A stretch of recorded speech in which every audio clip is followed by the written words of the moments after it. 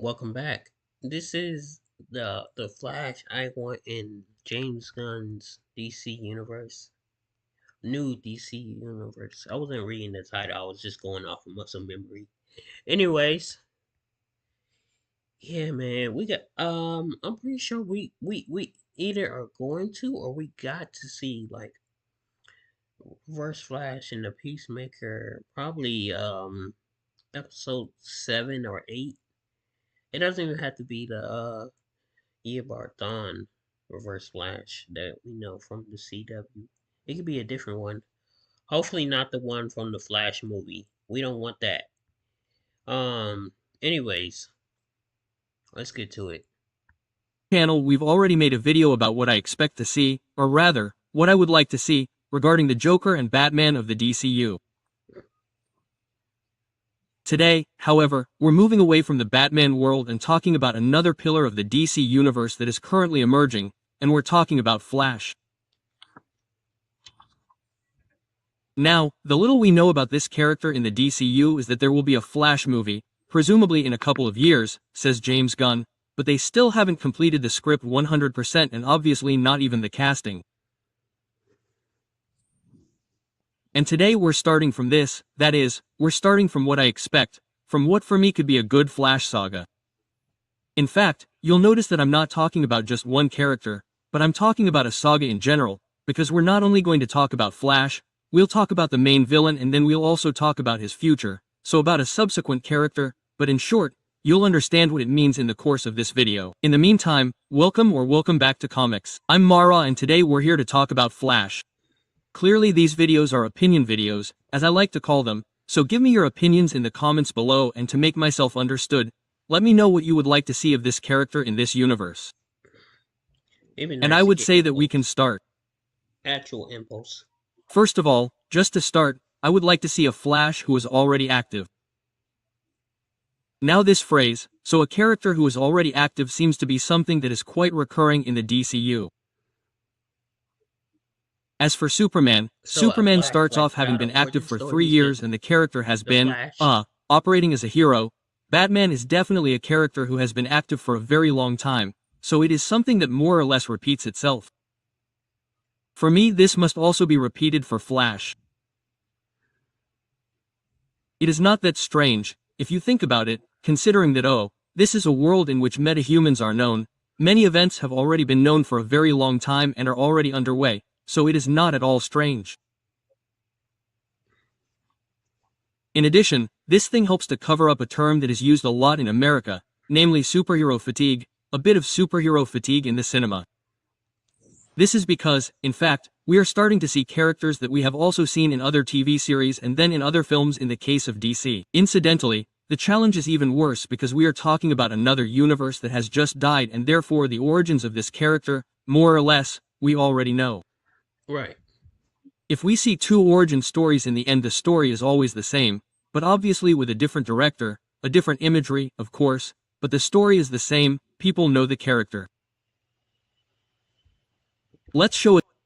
I guess he's saying we don't need an origin story. That's what he means to say. I don't think Superman got an origin story. I don't think Peacemaker got one.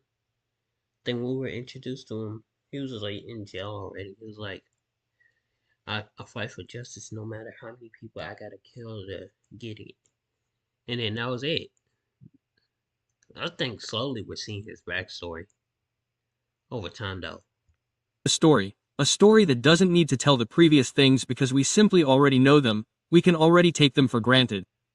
By the way, you will notice, and this is quite important, that in this video we talk about both a character whose origins we will not tell, but also a character whose origins we will tell anyway.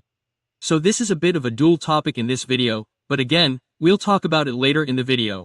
By the way, when we talk about characters that are already active, this is something that I noticed is a bit confusing, especially when we talked about Batman, right? Because a character that is already active can mean everything and nothing. If we take, for example, the 2 examples that we know 100% in the DCU, even if a project hasn't officially come out yet, we always have 2 characters that are already active when they are introduced to us, but with completely different feelings, because we have an expert and an inexperienced one. In the case of Superman, is he already active?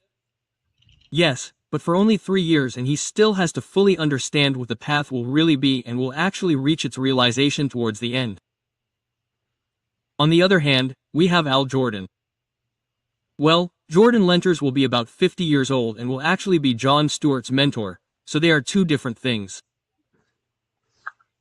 In the case of this Barry Allen, because we're talking about Barry Allen specifically, what do I expect to see? I expect to see something more Superman-esque, something a bit more Jordan-esque. I expect to see, let's say, something in between, so a character who's not too old, but who I mean, already I has a hope the same, man. well-established I want to career. know when that show's happening. Many are probably also thinking that, in the case of Barry Allen, there's also a great friendship with Al Jordan, that is, the two have known each other for a long time. Their friendship is also something very famous, not only in terms of comics, but also in terms of animation and so on. So the two of them knowing each other in the past for shared adventures makes a lot of sense, but a character who's been active and has been an expert in the field for many years doesn't necessarily mean he's 50 years old, he could also be in his 40s or even his 30s. Well, for me, the character in question could be around 35 years old, because unlike the other videos, today I want to give you a name. In my opinion, the name that the DCU could really focus on, or rather, focus on, could easily be Grant Gustin, the actor who played Flash in the series The Flash. And in my opinion, James Gunn should give this actor and the Okay, it's creative coming out team in the opportunity to 2026. do a real reboot of that series, but in the DCU. Now, there are reasons that push me to say this. First of all, the actor, if you followed James Gunn's Instagram a little bit, basically comments on all of James Gunn's posts in one way or another.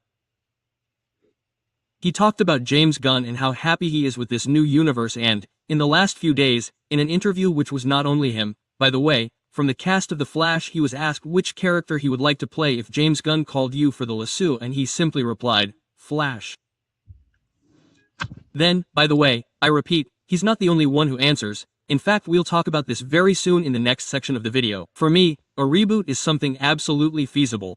Keep in mind that, for example, for Daredevil Born Again, the initial idea was to do a total reboot by placing it in that universe.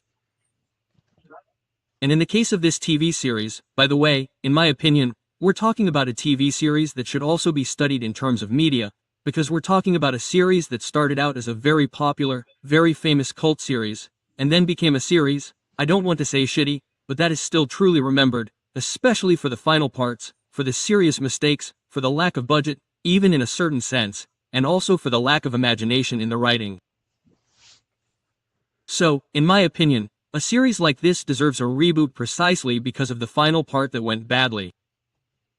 And if you want, no, this discussion wasn't also made with Peacemaker, that is, a series that wasn't in that universe, but they changed something to make it fit into this universe here. Here, in this case you give a Flash that the audience is used to, that has never had a film, only a TV series, but that is still quite famous, and you also do him justice in a certain sense. By the way, speaking of him, it is also right to automatically speak of a Reverse Flash and not of a random Reverse Flash. As I was saying, we are talking, in my idea, about a reboot of the series, and, in this case too, we are talking about Tom Cavanagh, who, by the way, is the actor I mentioned earlier. He was next to Grant Gustin during this interview. The same question is asked, and, immediately after the actor answers, Flash, he answers, the Reverse Flash. And then he also makes the joke, James Gunn, did you hear? Because then obviously all the people start applauding. Now, if we're talking about a reboot, we're also talking about a reboot of this character here who, in my opinion, could return in one way or another and, in a certain sense, in my opinion, is also the best character to show as far as Flash is concerned, especially as far as Barry Allen is concerned in particular. By the way, a film dedicated to the relationship between the two of them, especially their rivalry, without involving Flashpoint, because it seems that when we talk about Reverse Splash we only talk about Flashpoint, but that's not the case. There are many other stories in which we can see him, he's definitely the best thing. If we go for a reboot, then we start 100% by also showing what the villain symbol is, and therefore in my opinion a film with the two of them together would be the best thing.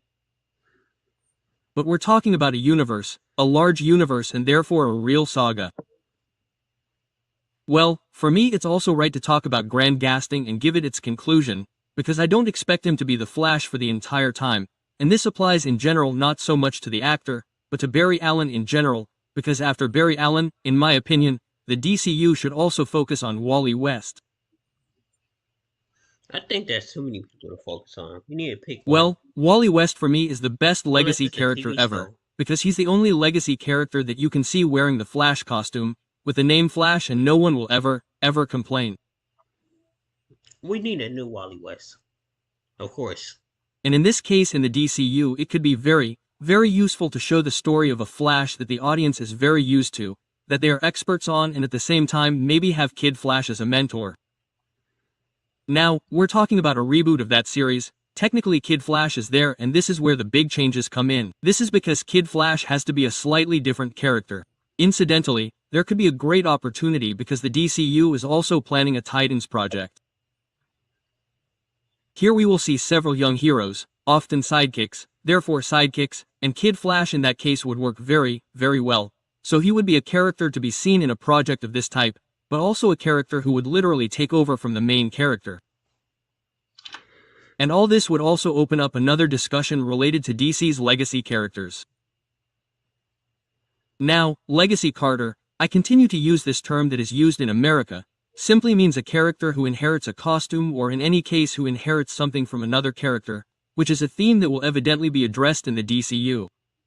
For example, as far as Batman is concerned, we will finally see his relationship with his son Damian Wayne, who is a legacy character. In reality, every single one, excuse me Robin, is a legacy character from certain points of view, but in that case we are talking about characters who certainly inherit part of Batman's legacy and who will never replace him.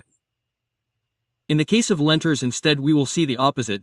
We will see one Lantern passing the baton to the other right from the first project.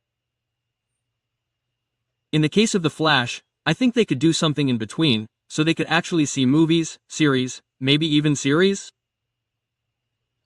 No, because we've already seen it, but movies with Barry Allen, have him continue for a long time with Kid Flash on the other side, maybe in other I projects, like that and new have him series. continue for a long time and then, later, have this character change.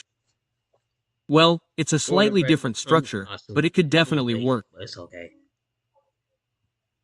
And I'll end this discussion by talking about the Justice League, by the way, also using this image from the animated Justice League from the early 2000s, which is a series that I love, but because it's part of my generation, probably yours too. We've already had the opportunity to talk about this series several times. I explained to you that precisely because of this series, for me when people talk about Green Lantern they automatically think of Jon Stewart. But be careful, I'm not talking about the DCU just for my own taste, but because it seems that James Gunn is trying to form this team right here in his Justice League, because it's a team that the public already knows and that has already been very loved. It's no coincidence, in fact, that in Lent we'll see the baton pass from Al Jordan to Jon Stewart immediately.